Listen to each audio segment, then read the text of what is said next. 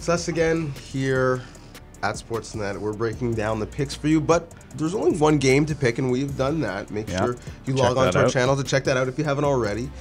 Now we have to do what people do, no matter if they love football or not. If you're watching the big game, you're in on the prop bets. Yeah, it arguably is the best part of the game because who knows what's going to happen in one game, right? Anything could happen.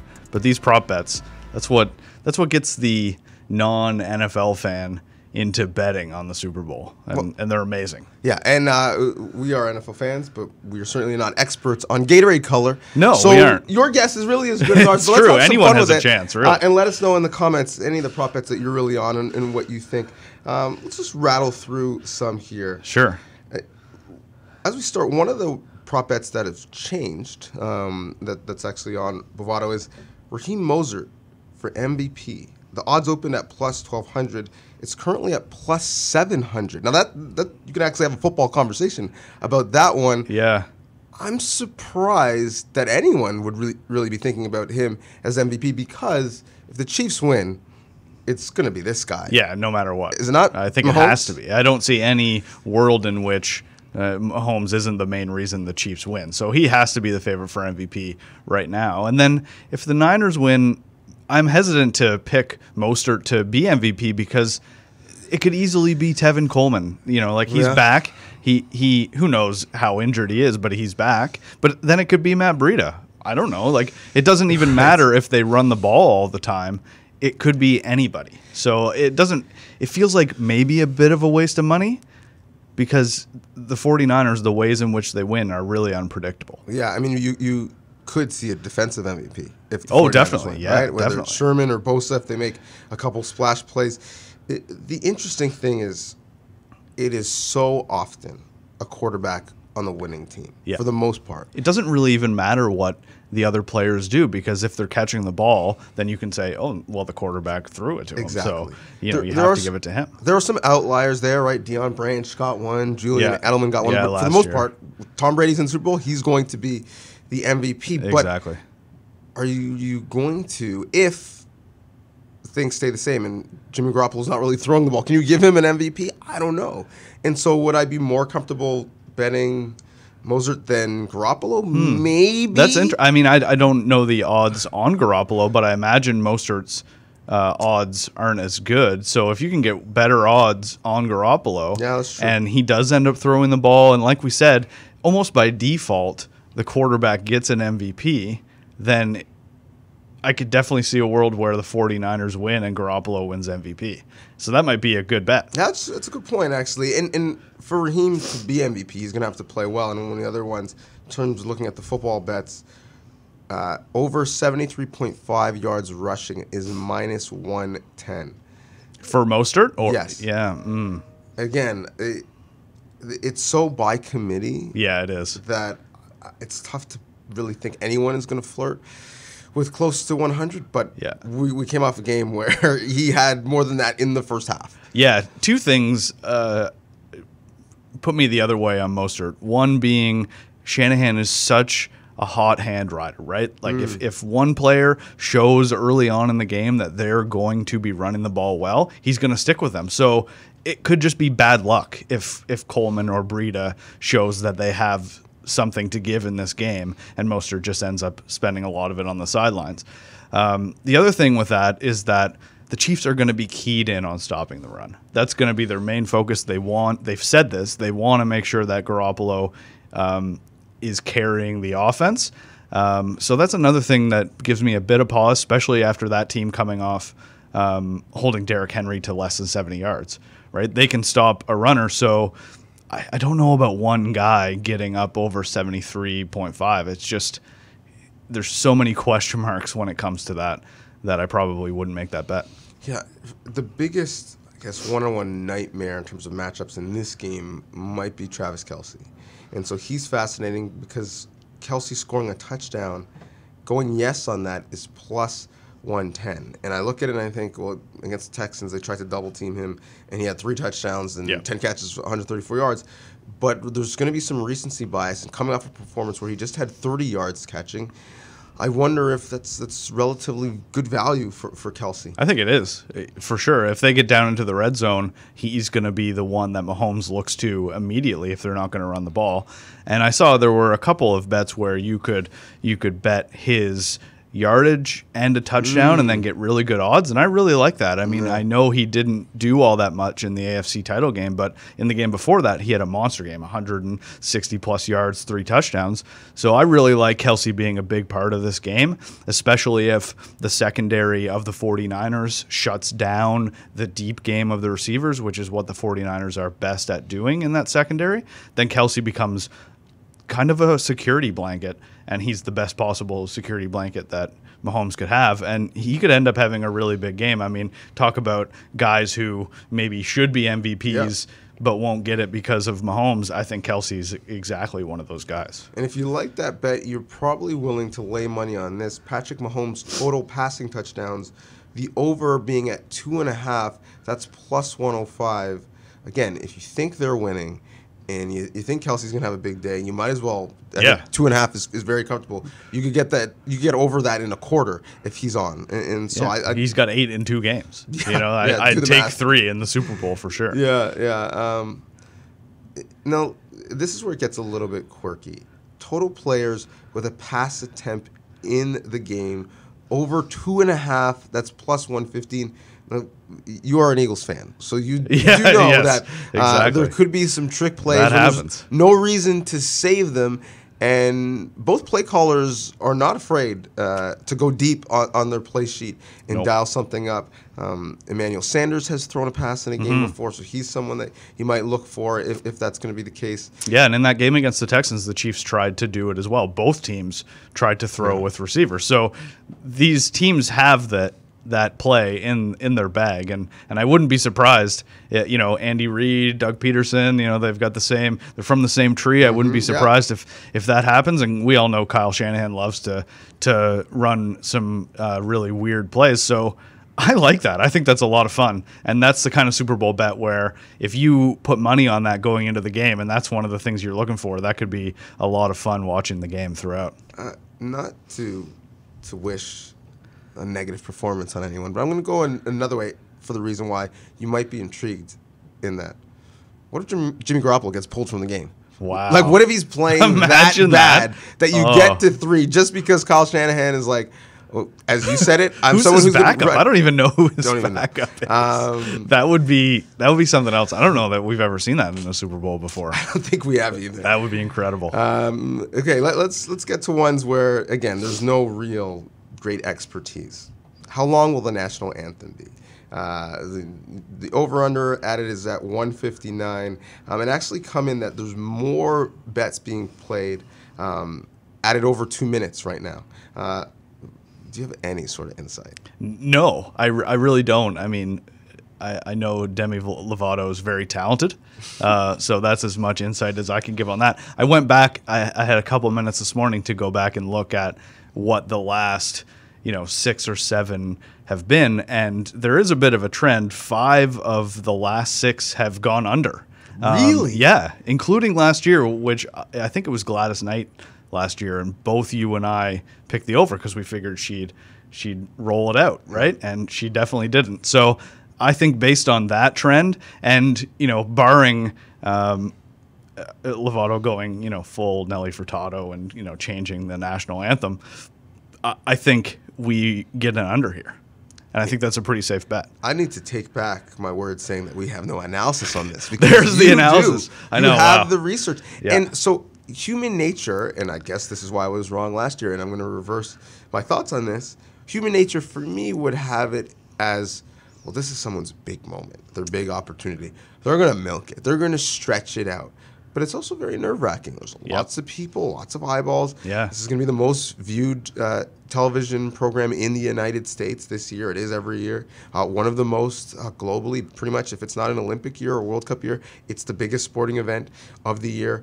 And so, I don't know if this happens to you, but sometimes in broadcasting, if you're a little bit nervous, I know it happens to me, start talking a little bit Yeah, faster. you speed it up. You speed it up because you For just want to sure. get to the end and get it done Exactly, clean. yeah. And so I wonder if maybe the cadence of Demi Lovato gets a little bit faster because of that, based off of only the research that you do. So you've turned me. Nice. I was going to Nice. go over, not remembering that I lost this bet last year. Yeah, well, I'm now pretty going sure we under. were 100% sure that Gladys Knight was going to go over, and she definitely didn't. And I think you're right. And people don't want to mess that anthem up, because if you mess the anthem up, everyone sees it. It's all over the internet. Top and trend. then, yeah, you're that person, and you don't want to be that person. Do you have research on this? I'm trying to stump him, ladies and gentlemen and viewers from across the world. Coin toss. Heads or tails? Now, I'm a firm believer that tails never fails, even though that makes no sense, because it is literally a 50-50. It just rhymes. It just That's does the only rhyme. thing, So yeah. at least I'm going to keep it consistent and hopefully win 50% of the time. Heads or tails? I don't think it matters, really. It really doesn't. It is so 50-50. I'm just trying to remember something I saw on Twitter earlier this week, and I think it was the winners of the coin toss all time are 24 and 29 in the Super Bowl. So it basically really is, a literal toss-up. Yes.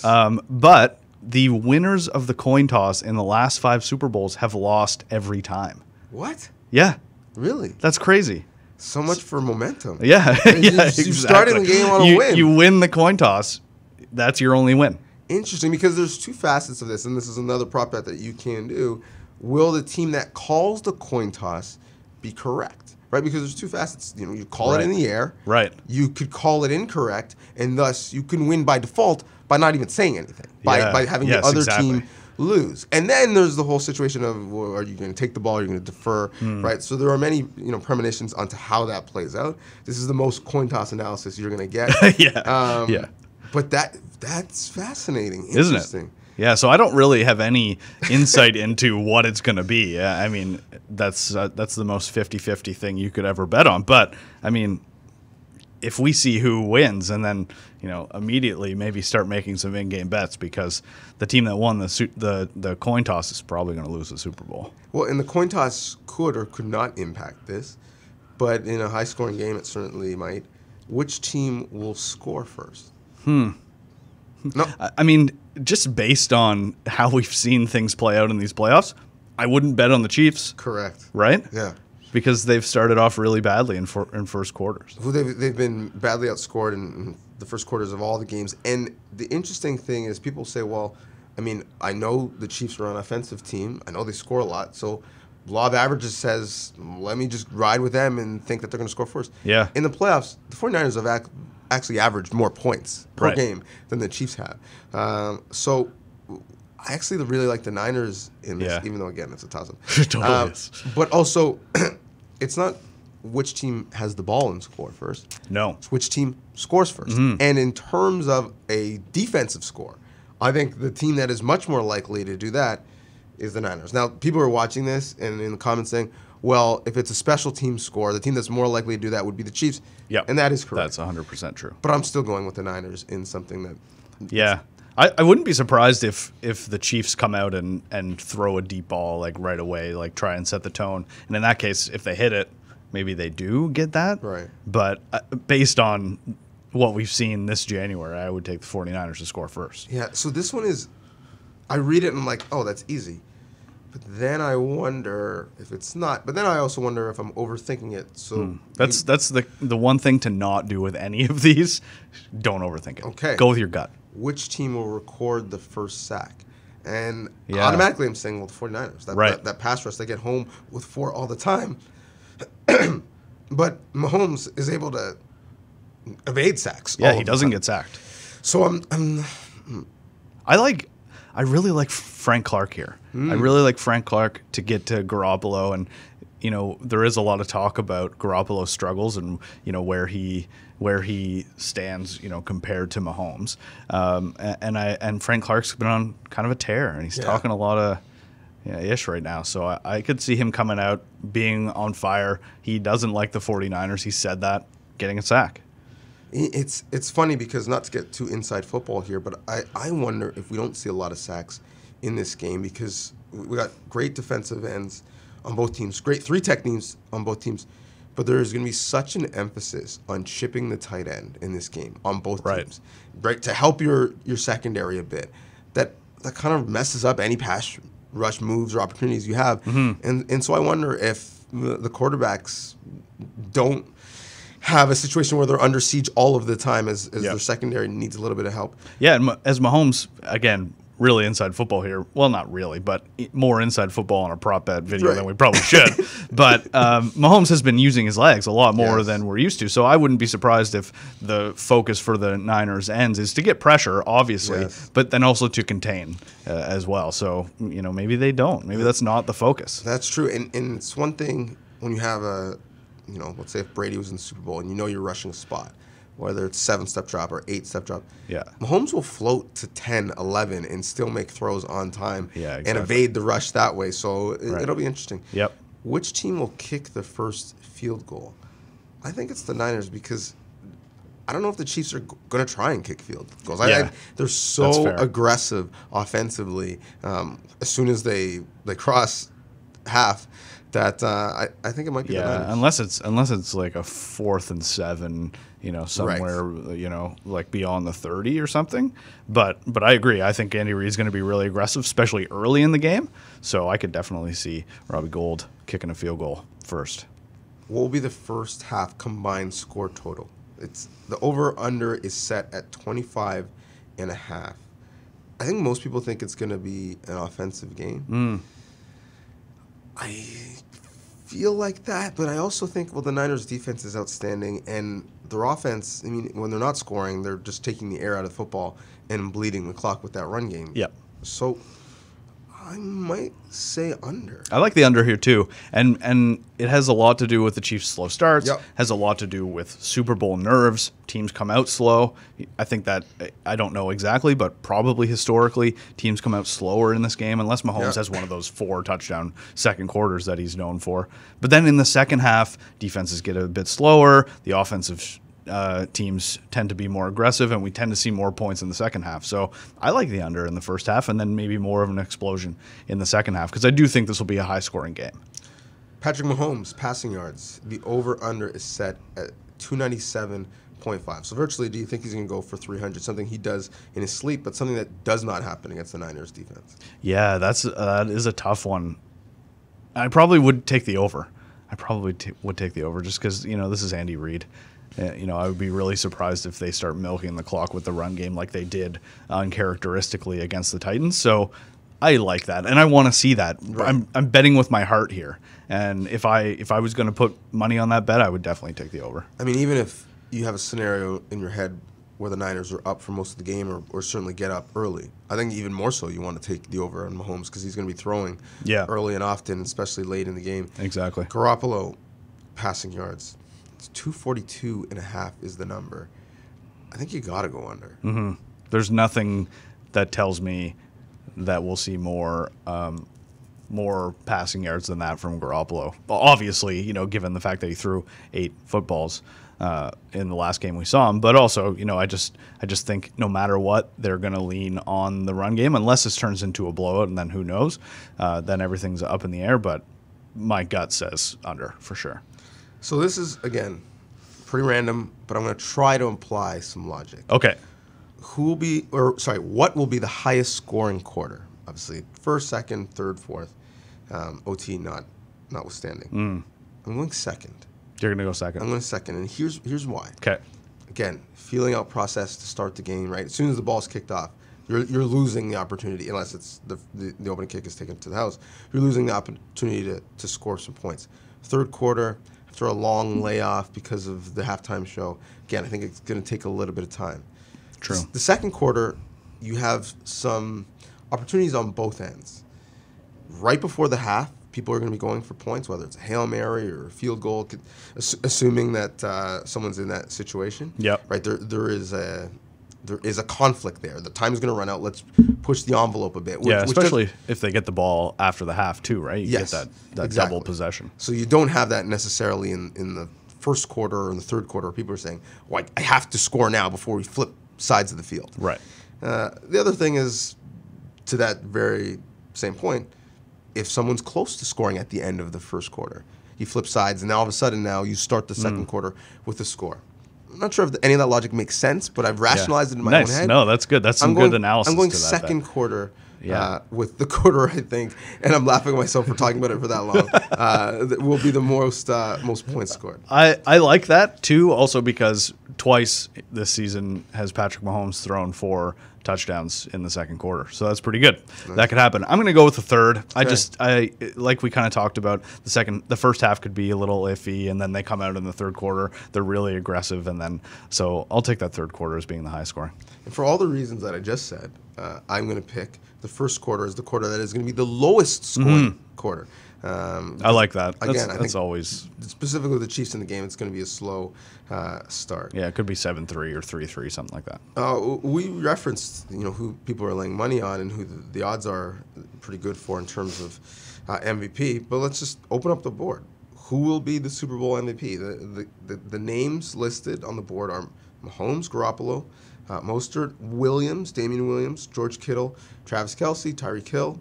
And then you can choose from 49ers defensive player or Chiefs defensive player. So you get a bigger sample size there. If you want to risk it and go a defensive player. I don't think it'll be a Chiefs defensive player. No, I don't think so either. We can just take that off the board. Yeah.